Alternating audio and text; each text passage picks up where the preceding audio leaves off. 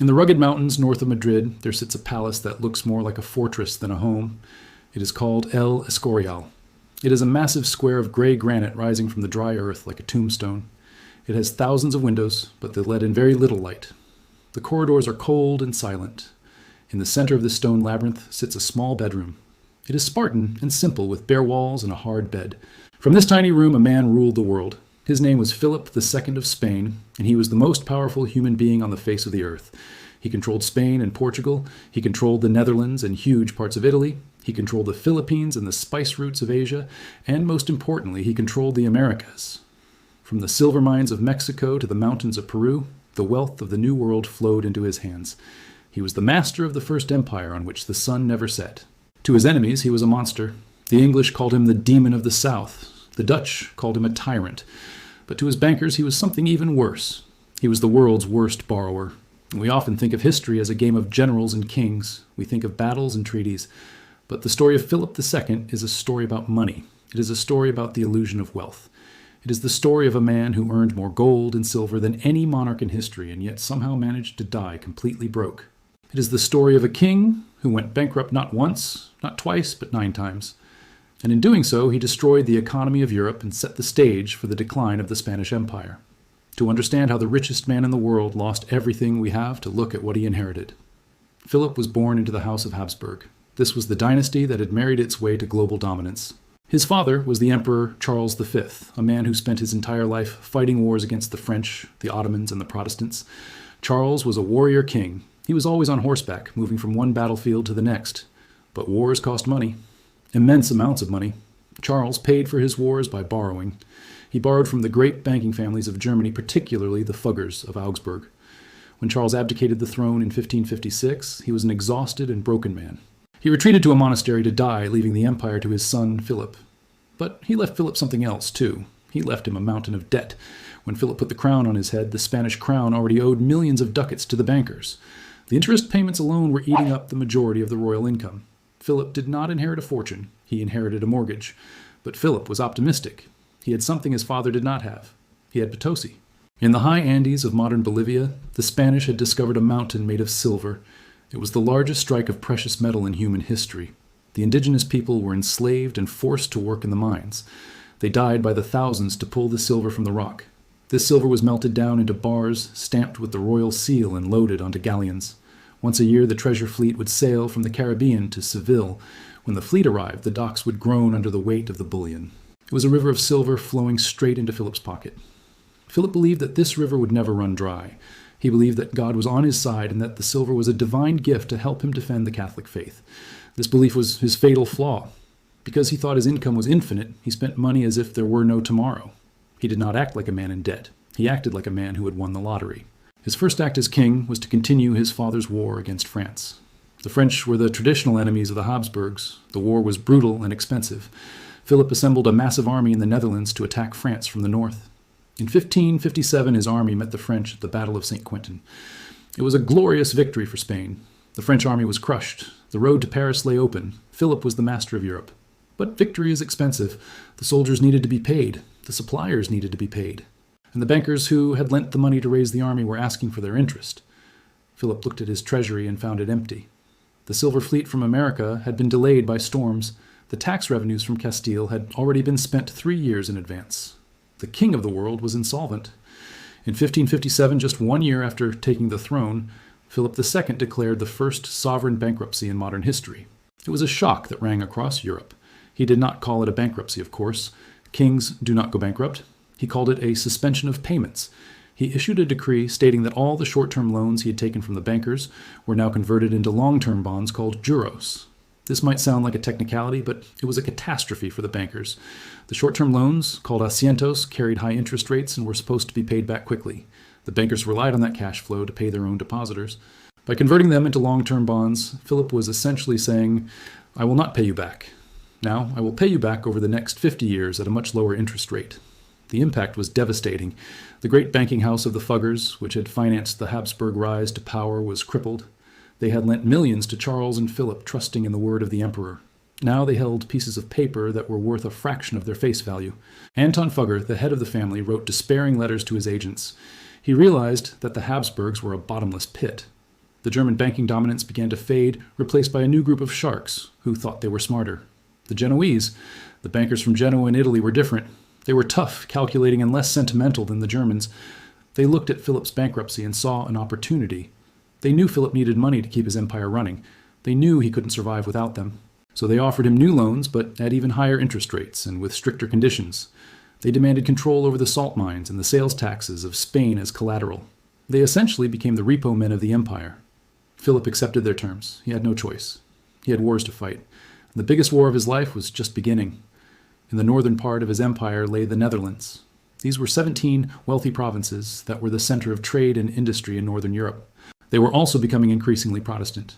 Philip was a devout Catholic. He believed that it was his sacred duty to stamp out heresy. He introduced the Inquisition to the Netherlands. He burned heretics at the stake. He stripped the local nobles of their power. The result was the Dutch revolt. In 1566, the people of the Netherlands rose up. They smashed the statues of the saints in the Catholic churches. They attacked the Spanish garrisons. Philip was furious. He decided to crush the rebellion with an iron fist. He sent his toughest general, the Duke of Alba, with an army of 10,000 veterans to Brussels. The Duke of Alba was a terrifying figure. He set up a tribunal known as the Council of Blood. He executed thousands of people, including the highest nobles of the land. He imposed a new tax called the 10th penny, which demanded 10% of every transaction. The tax destroyed the Dutch economy and united the people against Spain. The revolt turned into a war known as the 80 Years' War. For Philip, this war was a financial black hole. The Netherlands were thousands of miles away from Spain. To get soldiers there, he had to march them along a route known as the Spanish Road, which went from Italy over the Alps and up through Germany. Every step of the way cost money. The soldiers needed food, they needed boots, they needed powder, and they needed their wages. The Spanish soldiers were the best in the world, but they were mercenaries. They fought for pay, not for patriotism. If the pay didn't arrive, they stopped fighting. And because of Philip's financial chaos, the pay rarely arrived on time. The history of the Dutch revolt is a history of mutinies. The Spanish army would win a great battle and then sit down and refuse to move until the gold arrived. Meanwhile, in the Mediterranean, a new threat was rising. The Ottoman Empire was expanding westward. Their fleets were raiding the coasts of Italy and Spain. They were capturing Christian ships and enslaving thousands of people. Philip saw himself as the defender of Christendom. He had to build a navy to stop the Turks. Navies are even more expensive than armies. A galley ship requires hundreds of rowers who have to be fed every day. It requires timber-pitch tar and cannon. Philip poured millions of ducats into the shipyards of Barcelona and Naples. In 1571, he assembled a massive fleet known as the Holy League. Under the command of his half-brother, Don John of Austria, the fleet sailed to meet the Turks. They met at the Battle of Lepanto. It was the largest naval battle in history up to that point. Hundreds of ships smashed into each other. Tens of thousands of men died. The sea turned red with blood. Spain won a crushing victory. The Ottoman fleet was destroyed. Philip was hailed as the hero of Europe. The Pope ordered bells to be rung in every church. But victory at Lepanto did not bring money. It just brought more bills. The fleet had to be repaired. The sailors had to be paid. And the Dutch were still rebelling. The cost of fighting 2 wars at once on 2 different fronts was unsustainable. The silver from America was flowing in at record levels, but it was flowing out even faster. Philip was spending the silver before it even arrived in Seville. He was borrowing against future fleets. He was essentially using a payday loan service to run an empire. By 1575, the situation was critical again. The Duke of Alba had failed to crush the Dutch. Philip replaced him with a new commander, but he sent him with no money. The debt had ballooned to impossible levels. The Genoese bankers, seeing that Philip was overextended, refused to lend him any more cash. They closed their purses. On September 1st, 1575, Philip declared his second bankruptcy. He suspended payments to the bankers again. He canceled the licenses of the Genoese bankers, preventing them from doing business in Spain. He tried to bully them into giving him better terms. It was a high-stakes game of chicken. Philip thought he could force the bankers to bend, but he forgot that his army in the Netherlands was waiting for their pay. The result was one of the greatest tragedies of the 16th century. The Spanish soldiers in the Netherlands had not been paid for months. They were starving and angry. When the news of the bankruptcy arrived, they realized that no money was coming. They snapped. They decided to pay themselves. In November 1576, the Spanish army marched on the city of Antwerp. Antwerp was the richest city in northern Europe. It was the commercial capital of the world, a place of beauty and culture. The Spanish soldiers stormed the city. They burned the houses. They murdered the men. They raped the women. They tortured the merchants to find where their gold was hidden. It was known as the Spanish Fury. 7,000 citizens of Antwerp were massacred. The city was reduced to a smoking ruin. The sack of Antwerp destroyed the commercial center of the Netherlands and sent a wave of horror through Europe. It also destroyed any chance of Philip winning the hearts and minds of the Dutch people. Before the sack, there were still Catholics in the Netherlands who supported the king. After the sack, everyone united against the Spanish monsters. The bankruptcy of 1575 had cost Philip his reputation and his hold on the Netherlands. He eventually reached a deal with the bankers, but the damage was done. He had to agree to pay the soldiers their back wages, but to do so, he had to take out even more loans at even higher interest rates. The cycle of debt was tightening around his neck like a noose. You would think that after 2 catastrophic bankruptcies, Philip would learn his lesson. You would think he would cut his spending, stop his wars, and try to balance his books. But Philip was not a man who compromised. He was a man of absolute conviction. He believed that he was doing God's work and that God would provide. He viewed the bankruptcies not as failures of policy, but as tests of his faith. So instead of shrinking his ambitions, he expanded them. In 1580, the King of Portugal died without an heir. Philip was the closest relative. He saw a chance to unite the entire Iberian Peninsula under one crown. He launched an invasion of Portugal. It was a swift and successful campaign. He marched into Lisbon and crowned himself King of Portugal. This was the zenith of his power. He now controlled the Portuguese Empire as well as the Spanish Empire. He controlled the African coast, the trading posts of India and the spice islands of Indonesia. He controlled Brazil. He was the master of the oceans. But with new territory came new costs. The Portuguese Empire was crumbling and under attack by the Dutch and English. Philip now had to pay to defend colonies on the other side of the world. He had doubled his assets, but he had tripled his liabilities. And then there was England. The English Queen Elizabeth I was a thorn in Philip's side. She was a Protestant heretic. She supported the Dutch rebels, sending them money and soldiers. And she allowed her pirates men like Francis Drake to attack Philip's treasure fleets. Drake raided the Spanish coast and stole silver from the galleons. He was humiliating the greatest king on earth. Philip decided that he had to deal with England once and for all. He began to plan the enterprise of England. We know it as the Spanish Armada. It was to be the greatest invasion force ever assembled. A massive fleet of 130 ships carrying 30,000 soldiers. They would sail up the English Channel link up with the Spanish army in the Netherlands and land in Kent. They would march on London, capture Elizabeth, and restore Catholicism to England. The cost of the Armada was astronomical. It required deforestation of whole regions of Spain to build the ships. It required thousands of cannons to be cast. It required tons of biscuit and salt pork to be baked and packed. Philip micromanaged every detail. He sat in his small room in the Escorial, counting the barrels of wine and the pounds of powder. He calculated the cost of every nail and every rope. To pay for it, he drained the treasury dry. He borrowed every penny he could from the Genoese. He begged the Pope for a subsidy. He squeezed the Spanish taxpayers until they bled. He bet the entire house on this one roll of the dice. He believed it could not fail because it was a crusade. In 1588, the Armada set sail. It was a magnificent sight, a floating city of castles. But from the moment it left port, things went wrong. The food began to rot in the barrels because the wood was green. The water went bad. And the English were waiting. The English ships were smaller but faster and had better guns. They harassed the Armada up the channel.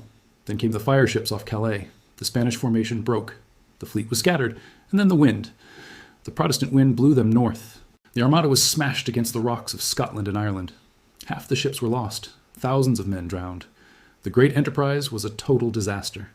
When the news reached Philip in the Escorial, he did not rage. He simply stared at the wall.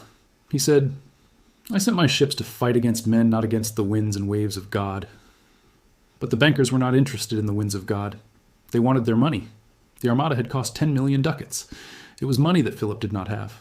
The loss of the ships was a financial catastrophe. The investment was at the bottom of the ocean. As we end the first part of this story, we see Philip at a crossroads. He is aging. He is sick with gout. His great gamble has failed. His debts are mounting. The silver from America is still arriving, but it is not enough to plug the hole. The bankers are circling like vultures. The empire is stretched to the breaking point, but Philip does not stop. He cannot stop. He is trapped in a prison of his own, making a prison built of gold and debt. In the next part, we will see how the obsession with war drove him to intervene in France, leading to the final and most devastating collapse. We will see how the influx of silver actually destroyed the Spanish economy from within, and we will witness the lonely death of the man who owned the world but could not pay his bills. The failure of the Spanish Armada in 1588 should have been a wake-up call. It was a military and financial disaster that wiped out a decade of revenue. But for Philip II, it was merely a setback in his divine mission. He believed that God was testing his resolve. Instead of cutting his losses, he doubled down. He ordered the rebuilding of the fleet. He ordered new taxes on the peasants of Castile. He ordered his diplomats to find new sources of credit. The man was an addict, and his drug was imperial ambition.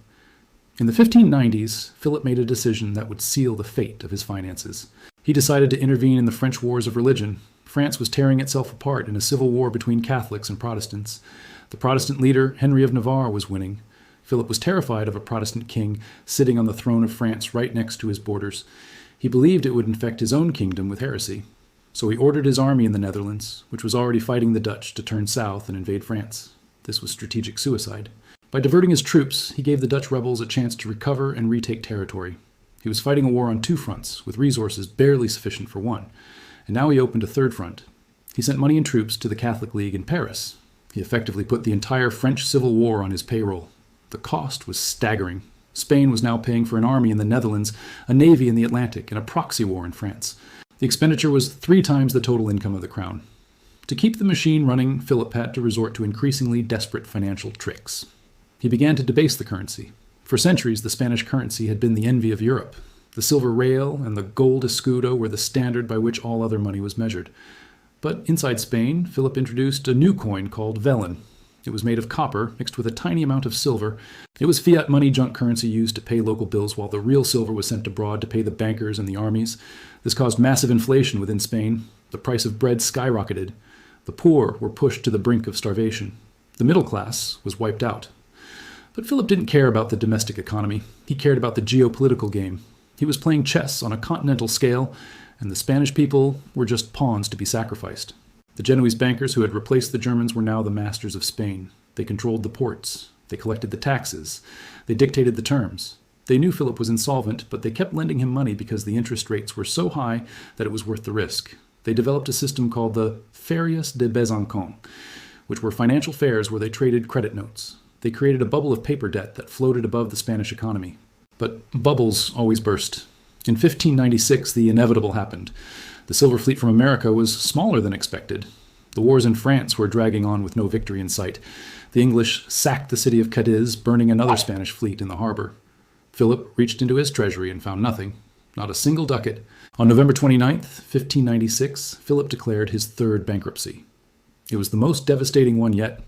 This time, he did not just suspend payments. He decreed that the loans he'd taken from the bankers were illegal. He claimed that the bankers had charged usurious interest rates, and therefore he had no moral obligation to pay them back. It was a shocking act of royal theft. He seized the revenues that had been pledged to the bankers. He confiscated the silver that belonged to private merchants. He effectively nationalized the financial system to save his regime. The banking houses of Genoa shook to their foundations. Many went bust. The credit of Spain, which was already damaged, was now completely destroyed. No one in Europe would lend a penny to Philip without collateral that they could physically hold. The bankruptcy of 1596 marked the end of the Spanish Golden Age. It paralyzed the army. In the Netherlands, the Spanish troops once again mutinied for lack of pay. This time, the mutiny allowed the Dutch leader Maurice of Nassau to capture key cities. The Spanish dominance in the north was broken forever.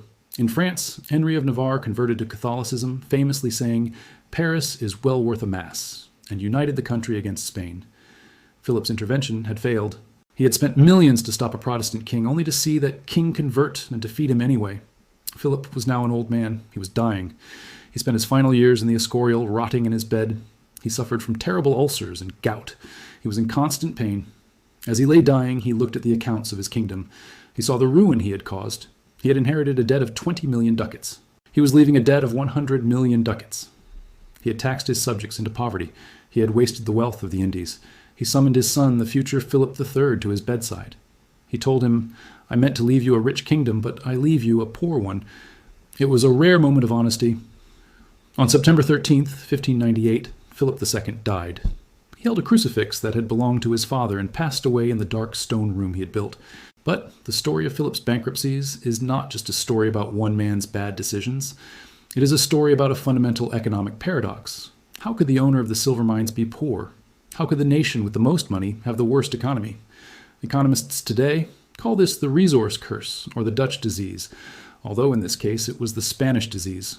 The influx of silver from the Americas was supposed to make Spain rich. Instead, it destroyed Spain's industry.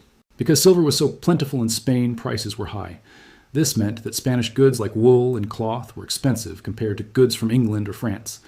It was cheaper for a Spaniard to buy cloth made in London than cloth made in Toledo. So the silver didn't stay in Spain. It flowed right through Spain. It went to English merchants, French manufacturers, and Italian bankers. Spain became a funnel. They did the hard work of mining the silver and transporting it across the ocean. But the rest of Europe got to keep it. The Spanish economy became hollow. They stopped making things. They neglected their agriculture. They relied entirely on the treasure fleet. While England and the Dutch Republic were building industries, creating joint stock companies, and developing banking systems, Spain was just spending cash. They were like a lottery winner who buys fancy cars and big houses but does not invest in a business. When the cash stopped flowing, they had no income source to fall back on. The bankruptcies of Philip II in 1557, 1560, 1575, and 1596 were the milestones of this decline. Each one represented a failure to adapt. Each one ruined the credit of the state and forced the king to sign away more of his sovereignty to foreign creditors. By the end of his reign, the tax revenue of Spain was owned by foreigners before it was even collected. The legacy of these defaults was long-lasting. It created a culture in Spain where productive work was undervalued and government service or the church were seen as the only respectable careers. The hidalgo, the minor noble who owned nothing but his pride and his sword, became the symbol of the age. Don Quixote, written a few years later, is the perfect metaphor for Philip's Spain, a delusional knight fighting imaginary giants while his real life crumbles around him. Meanwhile, the bankers learned their lesson. The Fuggers and the Genoese were ruined, but the financial center of Europe moved north. It moved to Amsterdam. The Dutch, who had fought Philip for 80 years, learned from his mistakes. They built a system based on trade, not plunder. They founded the Bank of Amsterdam and the Dutch East India Company. They invented modern capitalism. The wealth that Philip had wasted was picked up by his enemies. The final irony of Philip's life is the note found in the cargo hold of his ships. The visual image of a galleon arriving with an IOU is not far from the truth. In the later years of his reign, the silver fleet was often fully mortgaged before it even left Havana. The king would stand on the docks, waiting for the ships, praying they hadn't sunk, knowing that every bar of silver being unloaded already belonged to someone else. He was the CEO of the world's largest company, and he couldn't make payroll. Philip II is a warning from history. He proves that money is not wealth. Silver and gold are just metal. True wealth comes from productivity, from industry, and from a sound financial system. You cannot conquer the world on credit. You cannot outspend your mistakes. Even if you own the mines of Potosí, even if you rule the oceans, eventually the bill comes due. And if you cannot pay the repo, man comes for your empire. Spain would continue to be a great power for another century, but the rot had set in. The subsequent kings of Spain would declare bankruptcy again and again in 1607, 1627, 1647. It became a habit, but it was Philip the Prudent, the serious man in black, who started the cycle. He built the Escorial as a monument to God, but he left it as a tombstone for the Spanish economy.